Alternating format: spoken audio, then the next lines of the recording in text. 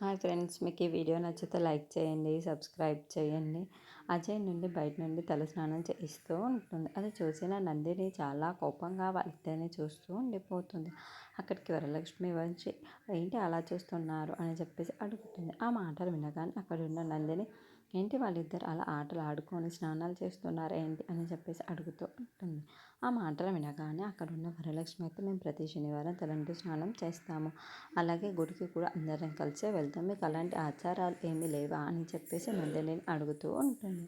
ఆ మాటలు వినగానే అక్కడ ఉన్న నందిని నాకు ఈ ఆచారాలు వంటివి ఏమీ తెలియదు, నేను మొదటి నుండే అమెరికాలోనే ఉంటున్నాను, నాకు ఇలాంటివి ఏమీ తెలియదు అని చెప్పేసి అంటుంది. ఆ మాటలు వినగానే అక్కడున్న వరలక్ష్మి అయితే సరే అయితే మీరు కూడా బయలుదేరండి, మీరు ఏమైనా గుడికి వస్తారా అని చెప్పి అడుగుతూ ఉంటుంది. ఆ మాటలు వినగానే నందిని అయితే వైనాట్, నేను ఎందుకు రాను, వస్తాను, ఖచ్చితంగా మీతో గుడికి వస్తాను, ఎందుకంటే నేను ఇక్కడ ల్యాండ్ అనుకుంటున్నాను కదా, ఇక్కడ ఏవేవి ఉన్నాయో నేను తెలుసుకోవాలి కదా, అందుకైనా సరే నేను మీతో వస్తాను అని చెప్పేసి అంటుంది. ఆ మాట వినగానే అక్కడున్న వరలక్ష్మి అయితే చాలా సంతోషించి సరే అయితే మీరు బయలుదేరే, అందరం కలిసి వెళ్దాం అని చెప్పేసి అంటుంది.